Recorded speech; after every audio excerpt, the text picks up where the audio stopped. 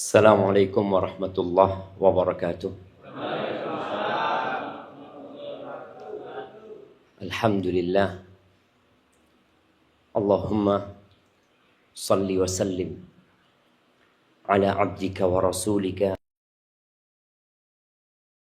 maulana wa habibina Muhammad wa ala alihi wa ashabi ajma'in. Tanggal piro? Qodah 1400 kumpul untuk, karena kita tahu menuntut ilmu itu kewajiban buat setiap muslim ya. Kita ingin membahas tentang bagaimana supaya kita hidup berbahagia di dunia dan di akhirat. Tapi sebelumnya ana minta mic. Nah, iya. Loh, sudah dipegang yang pakai baju merah. Iya. Siapa namanya? Agus. Masya Allah. Mas Agus terwujudkan. Ingin apa Mas Agus dari kehidupan ini ya? Mas Agus lahir, besar, sekolah, kerja ya. Apa sih permintaan Mas Agus kepada Allah yang mungkin sampai hari ini belum dikabul no? Membanggakan orang tua. Gimana? Membanggakan orang tua. Membanggakan orang tua. Siap. Dengan cara apa kepingin membanggakan orang tua? Artinya kan ada anak membanggakan orang tua. Nah, Mas Agus ini kira-kira dengan apa? Kayak ekonomi. Orang tuanya ya. Moga Allah mudahkan. Baik, tonggoy Mas Agus. Tonggo nih Mas Agus, sing kanan Mas Agus ya. Lo ayo, sing buri-buri iki sing ditakoni. Iya. Siapa yang pegang mic itu? Siapa namanya? Dodo. Mas Dodo. Hari yang diminta kepada Allah itu apa? Pas waktu-waktu mustajab ya kan, semua orang punya keinginan lah. Ana yakin Mas Dodo semua yang hadir di sini punya cita-cita, punya impian yang ingin. Apa yang diminta sama Mas Dodo? Menyenangkan orang tua. Mosok bodoh Mas Agus. Hah? Menyenangkan orang tua. Orang tuanya dua-duanya masih hidup. Tinggal satu. Ibu apa bapak yang tadi? Masya Allah ya. Semoga bisa berbakti sama ibunya ya. Mas Dodo. Taib, kasih tetangganya lagi. Iya, Mas apa? Mas Wawan. Mas Wawan. Doanya Mas Wawan yang paling serius kalau minta sama Allah itu apa?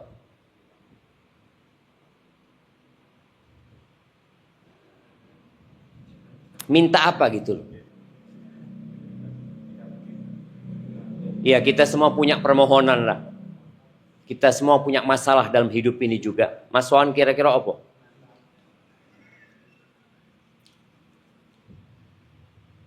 Mikir sih Mas Wawan. Terlalu banyak permintaan. Apa yang diminta kepada Allah Mas Wawan?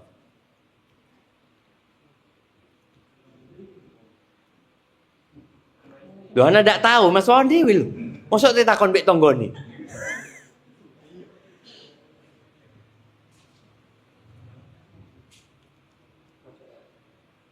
Apa kira-kira Mas Wawan? Doa-doa yang selalu dipanjatkan ya pas waktu-waktu mustajab ya. Minta apa sama Allah?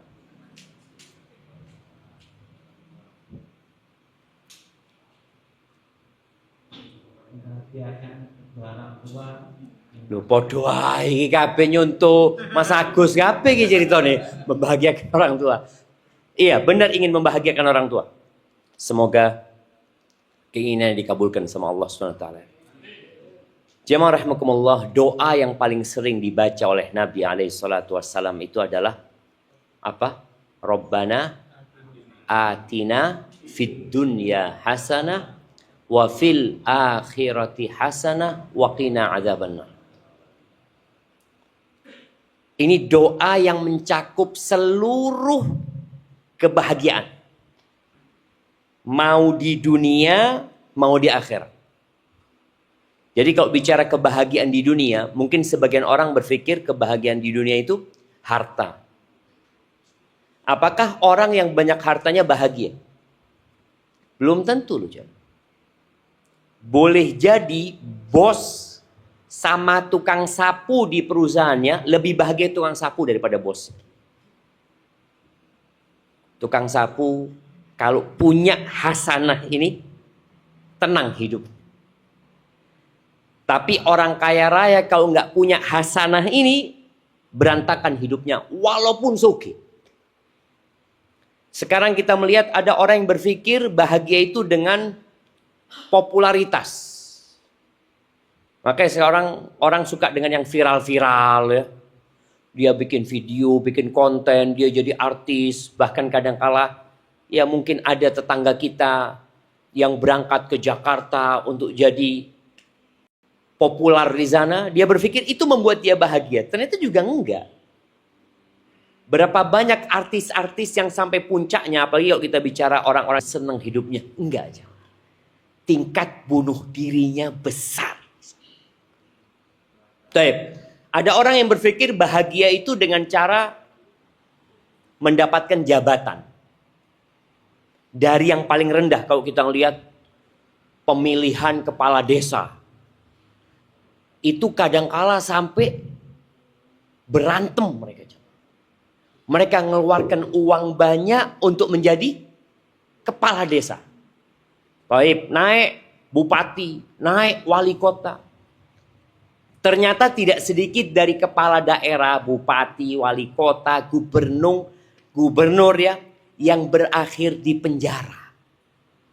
Kok iso? Kok bisa gubernur itu di penjara? Dia kurang apa gitu loh. Harta punya, jabatan sudah dapat. Tapi kenapa dia harus berada di penjara? Dia belum bahagia. Makanya ada orang-orang yang mencari kebahagiaan itu di tempat yang salah. Dia berpikir tadi, kalau aku kaya, aku bahagia. Jadi seakan-akan bahagia itu sugih. Padahal tidak.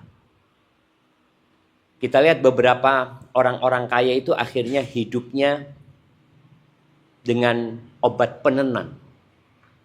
Antum lihat obat-obat penenang itu, siapa yang tahu obat penenang nih? Harganya murah apa mahal? Iya. Loh ya apa sih? Takoni regoni. Biasanya mahal harganya.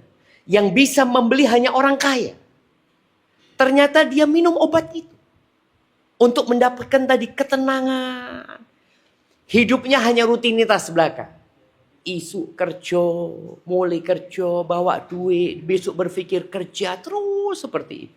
Enggak, dia enggak bahagia. Maka kalau bicara bahagia, inilah kenapa saya diminta sama Mas Eko untuk menyampaikan tentang atina fid dunya hasanah wa fil akhirati hasanah wa qina adzabannar. Supaya di waktu kita yang enggak banyak, waktu kita benar-benar tidak banyak di muka bumi ini, kita bisa meraih kebahagiaan itu. Para ulama ketika mentafsirkan hasanah fid dunya itu, sebagian mereka mengatakan al-qanaah. Hasanah itu adalah qanaah, nerimo. Ketika seorang menerima dengan apa yang Allah berikan kepada dia. Tadi ceritanya ada Mas Agus, Mas Dodo, Mas Eko yang ingin membahagiakan orang tuanya. Boleh jadi mereka membahagiakan orang tua dipikir dengan harta. Tapi tidak, saya cukup gitu. Karena manusia sama harta itu tidak cukup. Wadin min dahab, kata Nabi SAW, Seorang manusia ini dikasih satu lembah, nggak cukup. Dia kepingin. Makanya tidak ada yang membuat manusia cukup kecuali tanah. Mati, mari wis. Tapi kalau orang dikasih namanya qanaah, kita dia mengatakan alhamdulillah. Dia bawa ke istrinya, istri mengatakan alhamdulillah. Dibawa ke orang tuanya ngomong, Bu, sepurone Bu, aku ndak iso kayak ake Bu. Tadi ibunya mengatakan alhamdulillah, itu hasanah fitunya. Dan itu mahal jemaah. Maka kata Nabi SAW, irda bima qasamallahu lak takun aghnan nas.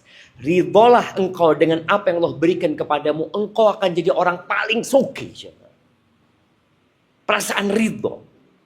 Tapi ketika kita nggak punya keridhaan itu, ya selesai. Antum akan tetap miskin sampai kapan? Ketika dikasih jabatan, dia ingin yang di atasnya, dia ingin di atasnya, dia ingin di atasnya. Terus seperti itu. Dikasih harta juga seperti itu. Namun ketika seorang dikasih Allahu Akbar, tenang hidupnya dia. Kata Nabi SAW, kalau bicara kesenangan dunia ini, bapak-bapak, ibu-ibu ketika datang ke sini melihat rumahnya orang itu tidak ada yang sama. Kendaraan orang itu nggak ada yang sama. Ada yang merah, ada yang biru, ada yang putih, ada yang besar, ada yang kecil. Rumah juga seperti itu. Wajah kita nih juga beda-beda. Kulitnya mungkin ibu-ibu di sana, ibu-ibu kan paling demen dengan urusan skincare ya. Ketika dia duduk sama temennya dulu, ya Allah, cik putih nih kan. Gaya apa? Ketika kita melihat tadi, orang itu macam-macam dikasih. Jadi ingin. Kapan aku bisa seperti itu? Kapan aku punya rumah seperti itu? Kapan motorku bisa ganti motor yang lebih baru? Keinginan manusia ini tadi nggak ada habisnya. Kata Nabi SAW bicara kenikmatan dunia. Beliau mengatakan 3 hal. Man kana aminan fi sirbihi. Mu'afan fi jasadihi. Indahu qutu yaumihi. Faka'annama hizat lahu dunya bihadafiriha. Kata Nabi SAW, barang siapa yang merasa aman di tempat tinggalnya. Dan Indonesia ini Masya Allah jemaah, negeri yang benar-benar aman. Ya kita kadang kala rumah nggak dikunci ya, alhamdulillah, lupa nggak dikunci ya. Kemudian anak-anak kita main, kadang kala keluar malam juga alhamdulillah. Maka barang siapa yang merasa aman di tempat tinggalnya, mu'afan fi jasadihi, sehat badan. Bapak-bapak bisa ke sini karena sehat. Di jam ini, di detik ini, kalau kita ke rumah sakit, ada banyak orang-orang kaya yang di VIP, tapi di rumah sakit. Bayangkan ya, antum kalau ngelihat kamarnya, Allah, larang iki. Piro sak wengi gini. Kepingin bapak di sana? Nggak ada yang kepingin. Oh, Masya Allah ini. Sewengi 5 juta. Oh, Masya Allah. Insya Allah kapan-kapan anak kepingin nginep gitu. Oh, no, jangan. Mau semahal apapun itu rumah sakit. Alhamdulillah lunggu dek gini nggak gaya AC. Pakai AC nih jemaah. Kipas ya sampai keringetan. Allahu Akbar. Tapi sehat. Itu lebih baik daripada VVIP kono di rumah sakit. Mu'afan fi jasad, sehat badannya. Aman, sehat. Yang ketiga, indahu qut. Dia punya yang dia makan hari itu.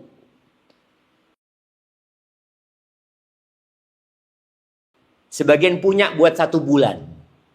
Sebagian kita punya untuk 7 keturunan. Mungkin dia punya makanan cukup untuk 7 keturunan. Tapi kata Nabi SAW nggak perlu itu. Perlunya cuma sehat, aman, sehat. Dia punya yang dia makan hari itu. Hari itu.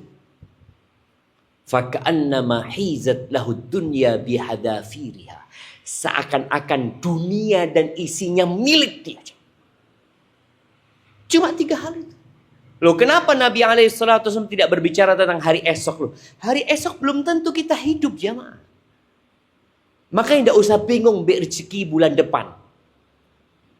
Ya apa ya, bulan depan itu harus bayar kos-kosan, harus bayar kontrakan, harus bayar anak sekolah, harus bayar. Yakin. Le aku si urip ono rezekiku. Yakin. Maka di sini iman kepada Allah Azza wa Jalla menyebabkan orang jadi bahagia sebenarnya. Allah Azza wa Jalla mengatakan, jemaah, berkaitan dengan kebahagiaan ini, man amila salihan, barang siapa beramal soleh. Amal soleh itu syaratnya 2. Mana hadiahnya? Oh no, hadiahnya. Ya. Apa syarat diterimanya amalan? Apa syarat amalan itu dikatakan soleh? Yuk. Mana angkat tangan? Ikhlas 1. 2. Ridho. Ridho bek sopo? Oh, ketika kita ngasih sama orang itu. Oke, ini baru 1 jawabannya. Kasih hadiahnya separuh. 2 syaratnya. Ayo bapak-bapak. Jangan sampai kita beramal soleh, tahu-tahu amal kita tidak diterima ternyata. Yang pertama tadi ikhlas. Artinya kita beramal nggak riya, nggak sum'ah, nggak kepingin dipuji orang. Kita benar-benar sholatnya kita ya lillahi ta'ala.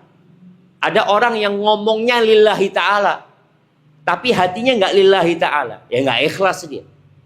Karena ikhlas ini bukan amalan lisan, tapi amalan hati. Jadi yang pertama syaratnya ikhlas. Yang kedua, lo ayo. Ilmu tentang ikhlas. Ilmu apa?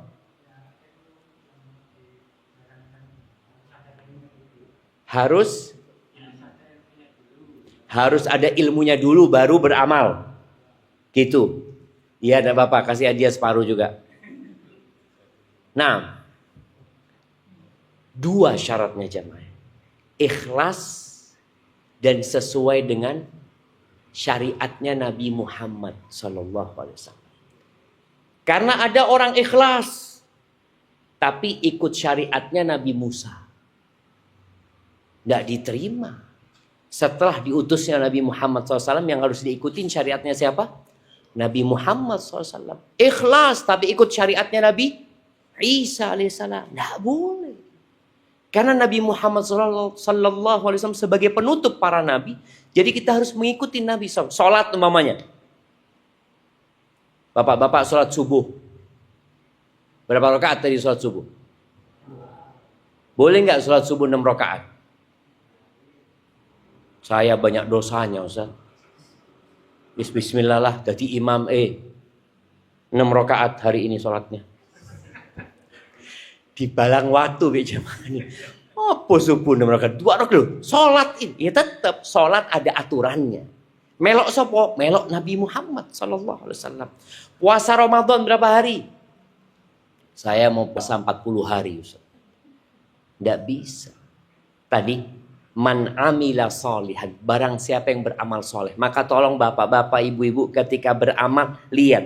Saya beramal ini lillahi ta'ala atau ada tujuan lain. Kemudian yang saya amalkan ini sesuai enggak dengan syariat Nabi Muhammad SAW? Kalau sesuai, amalkan. Min dzakarin au untha. Baik itu laki-laki atau wanita. Jadi Islam ini agama yang memandang laki-laki dan wanita ini sama dalam pandangan Allah Azza wa Jal. Mereka punya hak untuk berbahagia. Walaupun ada perintah-perintah yang khusus laki-laki. Seperti Jumatan. Buat siapa? Buat yang laki-laki gitu. Perempuan mau Jumatan ya boleh-boleh aja, tapi tetap yang lebih utama perempuan di rumah. Wa huwa mu'min. Nih syaratnya. Dia dalam kondisi beriman. Falanuhyiyannahu hayatan thayyibah, kata Allah. Kami benar-benar akan memberikan penghidupan yang baik buat orang itu.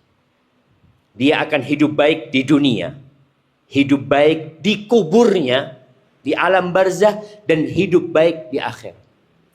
Walanajziyannahum ajrahum bi ahsani ma kanu ya'malun. Dan kami akan berikan pahala kepada mereka lebih baik dari apa yang mereka kerjakan. Itu di akhirat nanti. Tadi Rabbana atina fid dunya hasanah wa fil akhirati hasanah wa qina adzabannar. Maka bagaimana sekarang kita berpikir untuk mendapatkan tadi hayatan thayyibah, mendapatkan qanaah, menerima dengan kondisi yang ada. Yang pertama, bicara kebahagiaan di dunia ini, jangan pernah memandang ke atas kalau ingin bahagia. Orang yang memandang kepada yang di atasnya secara dunia akan hidup menderita. Nabi SAW pernah mengatakan kepada para sahabatnya, "Unzuru ila man huwa asfala minkum." Lihatlah kepada yang di bawah kalian. Wala tanzuru ila man huwa fawqakum. Jangan melihat kepada yang di atas kalian. Kenapa? Fahuwa ajdaru an la tazdaru ni'matallahi alaikum. Karena itu akan lebih pantas buat kalian untuk tidak meremehkan nikmat yang Allah berikan kepada kalian. Kita kalau ngelihat ke atas, kita naik motor umpamanya, Beat tahun 2013. Parkir di sebelahnya ketemu PCX 2025. Antum parkir delok nih. Ya Allah, senenge sing duwe PCX ya. Ana sik numpak iki mulai biyen. Gak akan bahagia itu orang. Menderita hidup. Tapi coba lihat, kelihat dia parkir, dia lihat yang paling jelek di sana. Oh, alhamdulillah, masih ono sing luwe elek timbang motorku. Dia akan bersyukur. Kalau dia ngelihat kepada orang yang nggak punya motor, dia akan semakin bahagia. Kemudian dia melihat kepada orang yang nggak punya kaki, dia akan semakin bahagia. Lihat kepada yang di bawah. Tapi kalau kita memandang kepada yang di atas kita, selesai, kita akan merasa Allah nggak ngasih apa-apa. Lebih senang fulan hidupnya, lebih bahagia fulan. Lah, yang lebih bahagia di muka bumi ini adalah orang yang paling ridho dengan takdir Allah Subhanahu wa ta'ala. Rumah juga seperti itu. Lihatlah kepada yang di bawah kalian. Baik, kalau bicara tadi emak-emak yang selalu sibuk dengan skincare. Dia kalau ngelihat tangan temannya lebih putih ya, lebih bening ya. Ya Allah, ireng aku ternyata ya. Maka jangan lihat kepada yang lebih putih. Lihat kepada yang lebih hitam. Yang lebih gelap. Ya, bukan hitam, gelap ya. Ada cerah, ada gelap. Ana punya kakek rahimahullah, dia cerita waktu dia haji. Dia seneng kumpul sama orang-orang yang dari Afrika. Karena dia lihat, ya Allah, putih ya ternyata. Tapi kalau kumpul sama yang orang-orang dari, ya Allah, ya ireng kita ini jamaah. Maka ini sebagai usaha kita supaya kita nerima dengan takdir Allah dan bersyukur. Lihatlah kepada yang di bawah kalian. Kemudian yang kedua, Nabi SAW pernah berwasiat kepada Abu Dzar radhiyallahu anhu. Ausani khalili bisab'in. Aku dikasih wasiat sama kekasihku dengan 7 perkara. Salah satunya, bihubbil masakini wad-dunuwi minhum. Agar aku cinta sama orang-orang miskin dan duduk sama mereka. Dan dekat sama mereka. Ini dalam rangka kebahagiaan kita, coba. Kalau kita duduknya sama orang kaya, senengnya sama orang kaya, maka kita nggak akan pernah bersyukur. Karena mesti ketika kumpul sama orang kaya, dia punya sesuatu yang lebih dari kita. Tapi coba antum dekat sama orang miskin. Dan Anda melihat nyata ya, bagaimana ketika istri Ana datang dari salah satu rumah mahasiswa.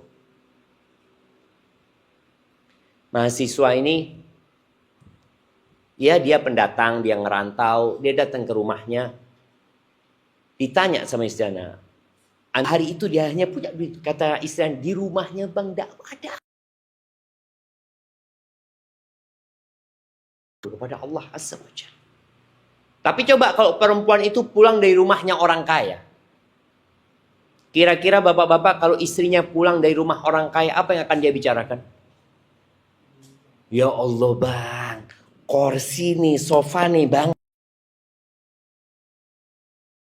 Oh iya iya. Horden nih, gaya remote bang. Kita horden buka, dak buka-buka sampai ocol lah. Iki gaya remote bang, langsung buka. Insya Allah. Dua manuk regone 50 juta bang, iso ngomong manuk Tapi ketika kita itu dekat sama orang kaya, cinta sama orang kaya, ya udah berantakan hidup kita, menderita. Makanya kenapa muncul sekarang ini judi online? Kenapa? Orang kepingin cepat kaya. Dia melihat fulan punya. Kapan sugihnya aku? Kenapa laris yang namanya? Kenapa jemaah? Apakah karena kebutuhan atau karena kemauan? Karena kemauan, karena gaya hidup. Lek kebutuhan, ya Allah, menungsoiku cukup mangan sak piring. Makan sarapan tok, ndak makan siang pun kuat. Kita bisa buktikan puasa kemarin. Kita makan sahur, terus ndak makan pagi, ndak makan siang, ndak makan lah gorengan, walau sampai maghrib. Kuat apa ndak kuat? Kuat. Ketika maghrib, opo wae enak.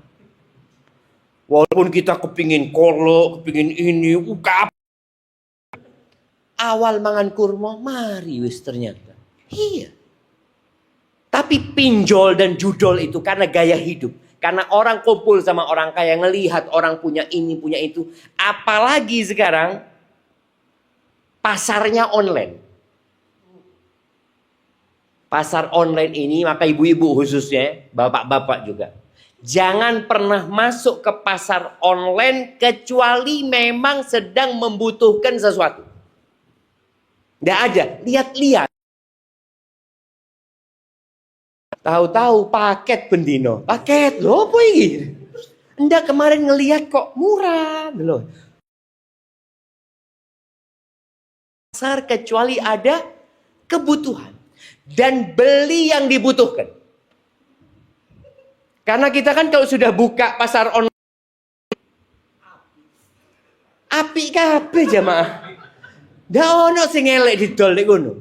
Ini subhanallah. Dulu mungkin ya bapak-bapak merasakan.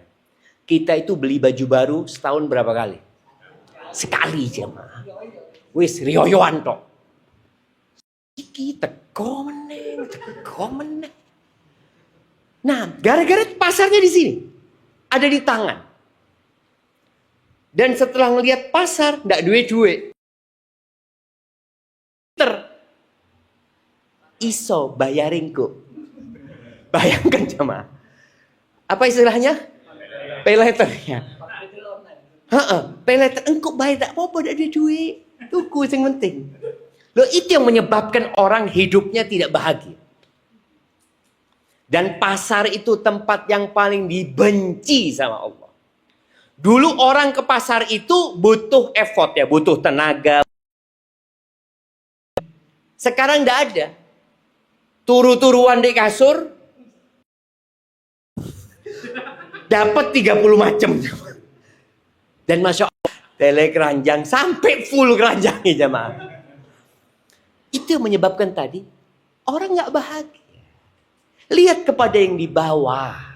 Lihat kepada, kumpul tuh sama orang-orang miskin, duduk sama mereka yang rumahnya subhanallah perabotan rumahnya sederhana. Ketika dia melihat mereka, alhamdulillah ya Allah, senang ternyata aku ya Allah. Aku yang kurang bersyukur ya Allah. Dan memang Allah katakan wa qalilun min ibadiyas syakur, sedikit dari hambaku yang pandai bersyukur. Jadi kalau ingin bahagia jangan masuk pasar kecuali kalau ada perlunya dan cari yang dibutuhkan. Selesai. Selesai, khalas. Apa bahasanya check out di sana? Check out, khalas. Nggak ada duduk mau ngeliat pasar. Nggak. Yang keempat, untuk mendatangkan yang namanya qanaah itu agar kita bahagia di dunia, ziarah kubur. Ziarah kubur. Ziarah kubur itu setahun sepisan. Rioyoan kok ziarah kubur. Kapan engkau mendapatkan hatimu keras, mikiri dunia, datang ke kuburan. Kuburan keluarga, nggak harus. Kuburan siapapun. Di sini ada kuburan, bismillah aku datang.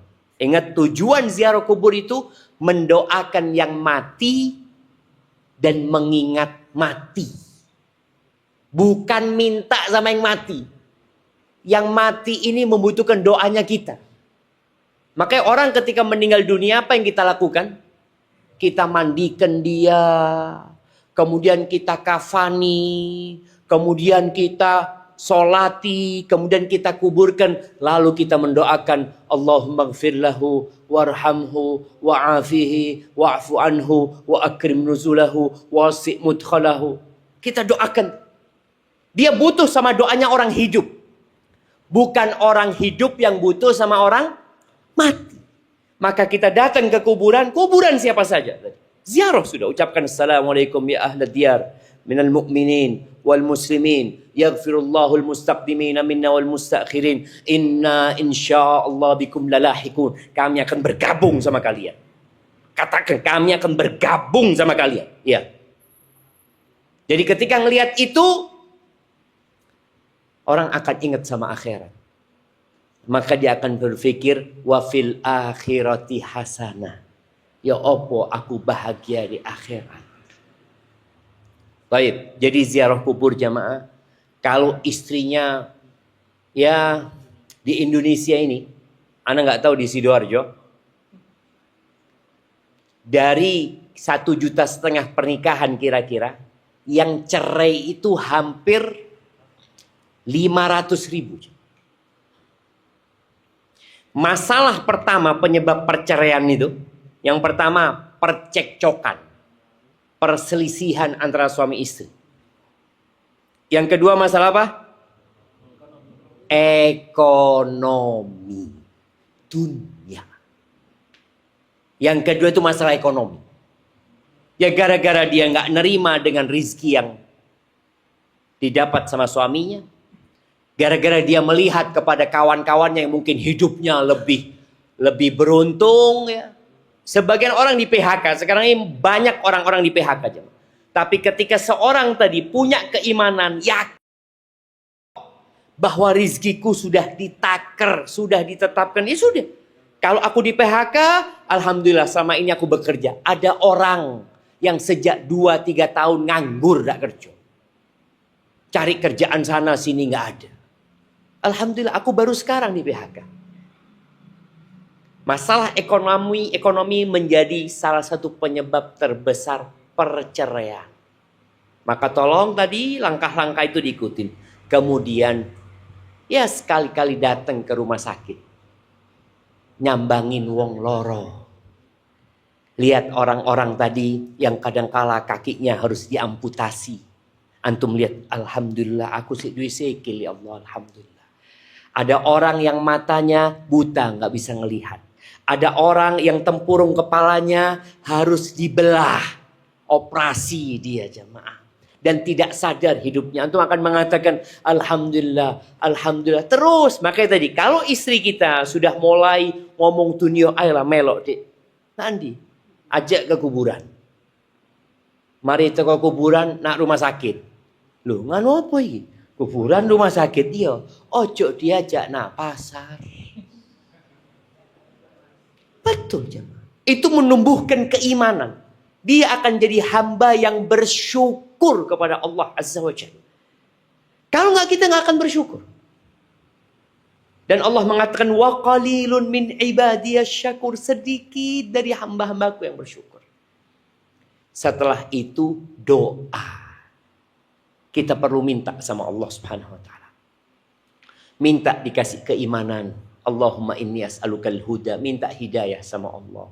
Wattuqa, kasih ketakwaan ya Allah. Wal afaf, kasih supaya kita bisa menjaga kehormatan kita.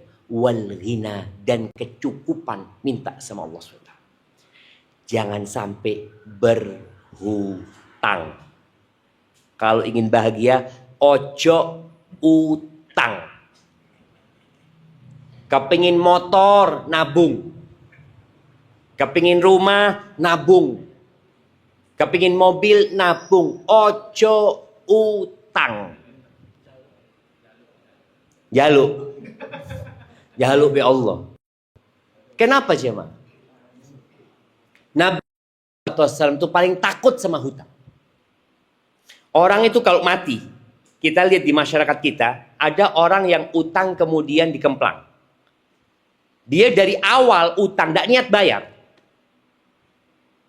Apalagi kalau utangnya riba, onok tambahan. Sudah dilaknat sama Allah, tidak bayar meneng. Kalau orang mati syahid di medan perang, dia menegakkan kalimat Allah, tewas di medan perang. Yang ketiga kali, kemudian dia perang dan tewas, dan dia punya utang tidak diampuni tuh sore. Ya Allah, aku berlindung kepadamu dari hutang dan dosa. Hutang dosa. Hutang. Nabi SAW takut berhutang. Sedangkan banyak dari umatnya yang mengenteng hutang. Kata Nabi SAW, orang janji dan biasanya ingkar janji. Dia akan ngomong, biasanya dusta. Ketika dia ngomong, aku ini punya perlu ya, ini itu bohong. Karena dia ingin berhutang. Dia memulai hutangnya dengan kebohongan. Bulan depan ini ada yang cair. Apa nih yang cair? Es batu yang cair. Apa nih? Dia sudah janji dan dia ingkar janji. Makanya kebanyakan orang itu sulit ditagih. Sampai kadang-kadang kita sing diutang. Kok ana sing duwe dhuwit iki yo? Sing ngemis pi wong iki ya, Mak. Biar dia nggak bayar utang. Akan dihitung kebaikan-kebaikan dia diambil di hari kiamat. Maka tadi jangan berhutang. Umar bin Khattab pernah mengatakan hutang itu hammun bil lail wa dhullun bin nahar. Utang itu keresahan di malam hari. Lek bengi ku mikir ya Allah sesuk harus ngelunasi ini itu. Wa dhullun finnar, siang hari kita akan terhina. Tidak ada. Loh iya, itu yang terjadi. Kita punya keinginan, punya nafsu, punya syahwat, menginginkan sesuatu yang akhirnya membuat kita berhutang. Jangan. Rasul sallallahu alaihi wasallam bersabda, jemaah. Man kanatid dunya hammahu. Barang siapa yang dunia menjadi ambisinya. Sing dipikirno dunya tok. Antum kalau kepingin tahu, bapak-bapak, ibu-ibu ini, kepingin tahu orang itu pemikirannya dunia, lihat kalau ngobrol yang dibicarakan apa? Kalau ngobrol yang dibicarakan mobil, motor, HP, tanah, apa meneng lah. Itu menunjukkan ini orang-orang adalah orang-orang yang pemikirannya hanya dunia. Barang siapa yang ambisinya dunia, ja'alallahu faqrahu baina ainai. Allah akan jadikan kefakiran di antara dua matanya. Ini orang akan menderita. Takut miskin, takut fakir. Padahal banyak uangnya dia. Wa syattata alaihi syamla, urusannya Allah cerai berikan, ruwet. Orang kalau ambisinya di dunia hidup. Pengajian di masjid antara maghrib dan isya, mungkin ada pengajian. Tidak pernah ikut dia. Tapi ngobrol mulai mari isya sampai subuh, ngobrol. Ngopi sampai kopi nentek tolong cangkir. Terus dia. Tapi kalau urusan maka urusannya Allah ruwetkan. Walam ya'tihi minad dunya illa ma qaddara lahu. Datang kepada dia kecuali yang sudah ditakar buat dia. Artinya orang ini Allah bikin capek, lelah, letih, ruwet hidupnya pancet. Cuma dengan azab dia mendapatkan rizki. Wa man kanatil akhiratu hammah. Barang siapa yang ambisinya akhirat, yang dia cari adalah wa fil akhirati hasanah. Dia mencari kebahagiaan di akhirat. Maka ja'alallahu ghinahu fi qalbi. Allah akan jadikan kekayaan di hatinya. Suke atini.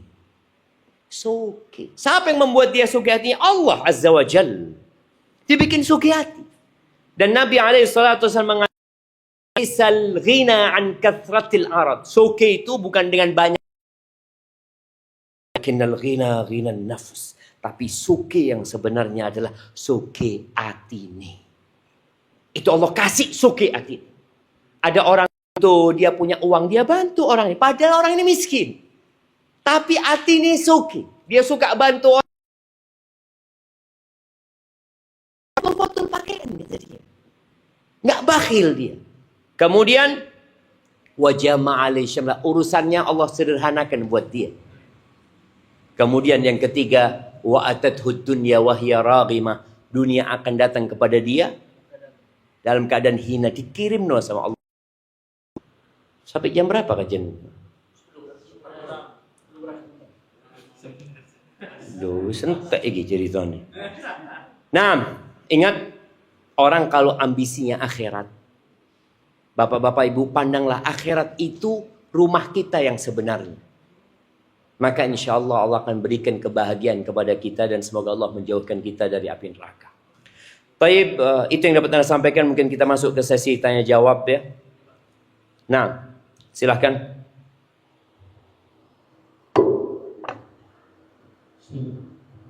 Ini ada 3 pertanyaan Ustaz.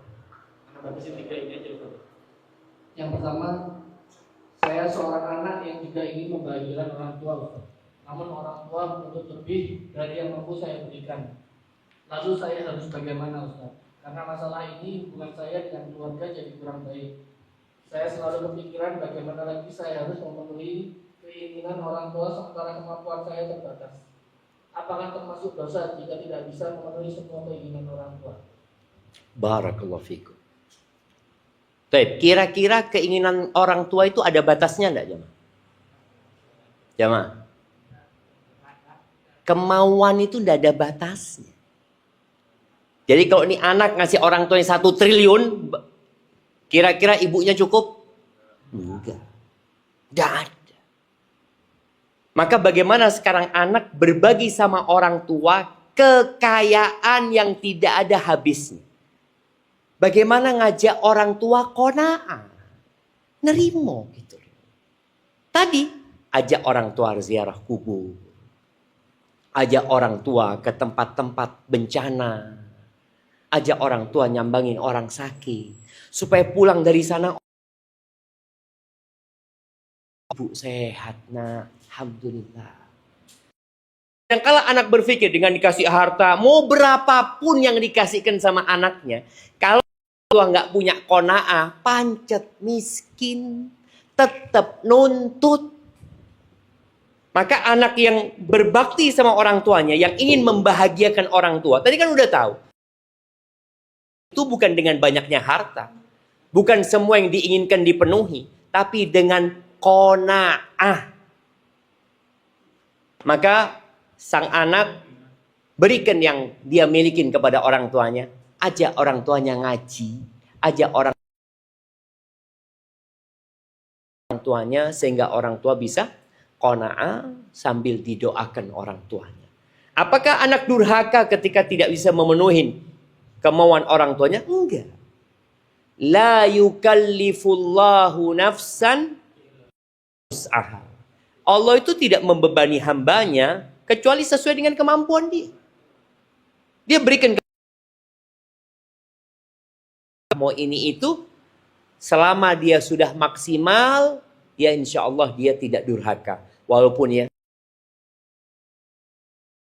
akan melihat anaknya yang paling sering ngasih duit, dianggap anak yang paling berbakti. Iki anakku nomor 1. Sing iki, na'udzubillah.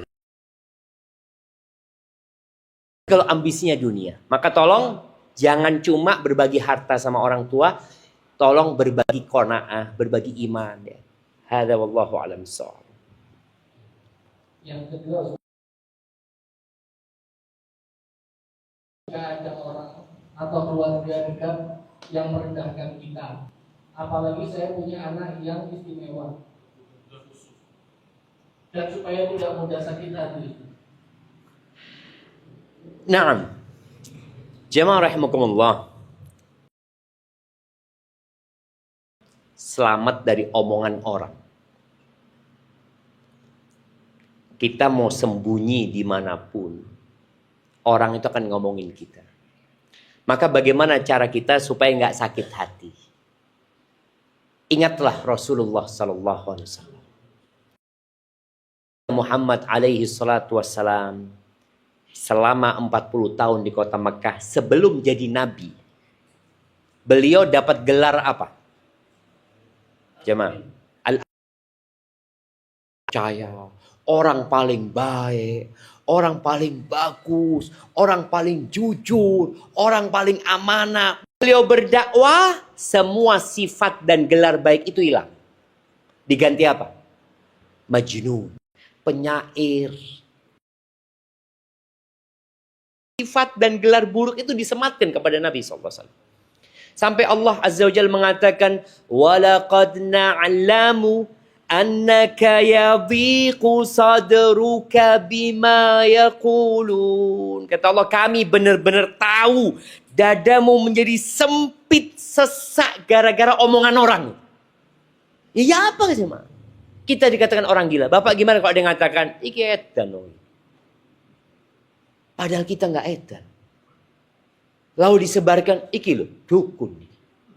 Iki penyihir. Apa kata Allah untuk menghadapi itu? Fasabbih bihamdi rabb. Nggak usah dirungokno wong-wong iku. Fokus engkau dengan ibadahmu. Bertasbihlah engkau memuji Allah Subhanahu wa taala. Engkau berusaha untuk sujud, salat. Wa'bud rabbaka hatta ya'tiyakal yaqin. Engkau terus beribadah sampai mati. Artinya ketika seorang sama orang, jadikan itu sebagai pengangkat derajat kita. Karena orang yang merendahkan kita sejatinya dia sedang bulian dia, cacian dia. Jadi penghapusan dosa buat kita. Karena kita tahu nanti akan ada orang-orang yang salah satunya adalah orang yang suka mencaci dan merendahkan orang lain. Maka hendaklah engkau bersabar dan ketika orang itu mungkin merendahkan katakan Allah, ya berikan rizki kepada anak. Kalau tadi punya anak berkebutuhan khusus, ini buat kita jamaah, hati-hati. Jangan pernah kita mencela orang lain karena ya mungkin bala yang Allah berikan kepada dia. Boleh jadi itu orang nggak sholat, ya. Lalu kita cela-cela, jangan dicela, didakwain ini. Kita dapat bala nggak sholat, ya. Maka hati-hati. Itu yang perlu dilakukan, banyak tasbih ya, ketika dimaki sama orang banyak istighfar. Karena kalau kita semua ngomongkan orang itu kita terima, ya loro hati. Sudah, jadikan corong aja kita. Bukan corong ya. Yang buat nganu, kalau ngisi bensin yang pinggir jalan itu apa? Corong ya. Corong itu ya. Corong ya. Masuk corong, tapi tidak usah ditadai. Antum tahu, lek ditadai, loro hati. Sudah, wis, mari. Wis, telenes. Anggap hilang. Dan seperti itu. Artinya, sambil didoakan orang ini semoga dapat hidayah. Ya. Barakallahu fikum. Ustaz mohon doakan saya sedang sakit dan kondisi ginjal saya fungsinya tinggal 5%. Dokter menyarankan tidak ada kesembuhan kecuali transplantasi ginjal yang biayanya sampai dengan 800 juta, itu pun tanpa jaminan kesembuhan. Mana yang lebih baik bagi saya lakukan di saat saya ini? Apakah lebih baik beroperasi atau uang yang 800 juta itu Anda gunakan untuk amal jariah? Masya Allah, barakallahu fiik. Tuh lihat jemaah, bapak-bapak ini soge dua ginjal jemaah. Ini 800 paras. Makanya Anda jadi ingat ketika di penjara itu, dia sudah frustasi karena dia punya utang. Dia punya utang kira-kira ya hampir 900.000 real. Utangnya dia. Dia sampai mau bunuh diri. Nah, di penjara itu biasanya datang ada ustadz, ada kiai ya, yang berusaha untuk melakukan bimbingan rohani. Ditanya sama ustadz ini, kamu kenapa di penjara, kata dia. Karena utang, kata dia. Terus kenapa kamu kok kepingin bunuh diri? Ya itu anak bingung. Anak nggak punya uang, kata dia. Mau ngelunasi utang sebesar itu. Dia pikir dengan bunuh diri selesai urusannya. Loh, tunggu, katanya Syekh. Tenang sudah. Sudah. Berapa utangmu? Tadi 900. Oh, gampang. Lunas, wis. Loh, ya apa lunas? Kata dia. Iya. Kan antum punya ginjal. Ana hargai 1M lah ginjal, kata dia. Terus, antum juga punya mata itu. Tak regoni, ya 5M lah. Lunas kan, wis ya. Terus disebutkan. Kata orang yang ditahan nih, emangnya anak jualan spare part? Kata dia. Loh, antum itu punya kekayaan yang banyak sekali, mau antum buang dengan bunuh diri. Karena antum mau buang semua, ginjal mau dibuang, ya, hati mau dibuang, mata dibuang. Padahal Allah berikan kepada antum kekayaan, antum ini soge sebenarnya. Baru orang itu sadar bahwa kita tuh kaya dengan tubuh yang Allah berikan kepada kita. Kita dengar tuh, bagaimana dia harus mengeluarkan uang 800 juta dan tidak ada jaminan sembuh. Apa yang harus dia lakukan sekarang? Mati pasti mati. Mau punya ginjal, tidak punya ginjal, orang pasti mati. Ya, kalau dikatakan tadi kemungkinan sembuhnya itu berapa persen? Fungsinya tinggal 5%. Enggak, tadi kalau transplantasi apa? Transplantasi juga.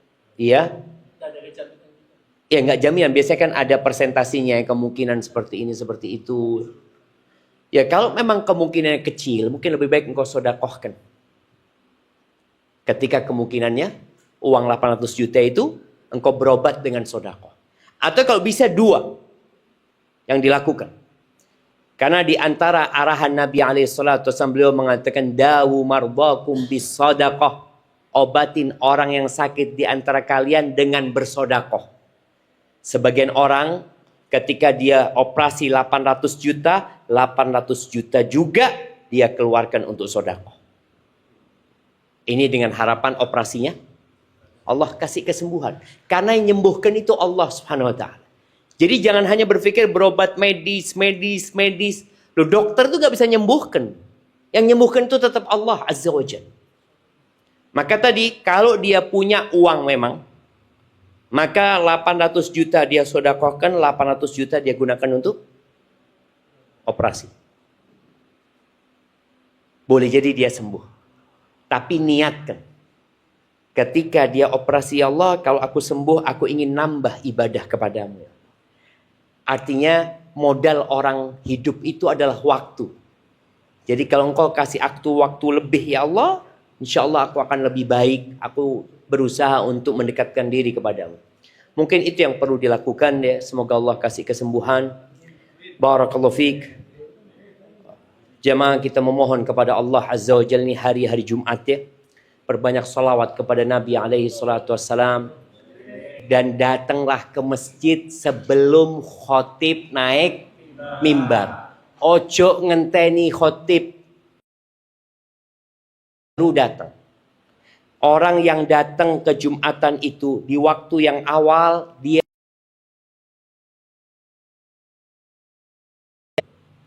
kalau datang di waktu kedua seperti berkorban,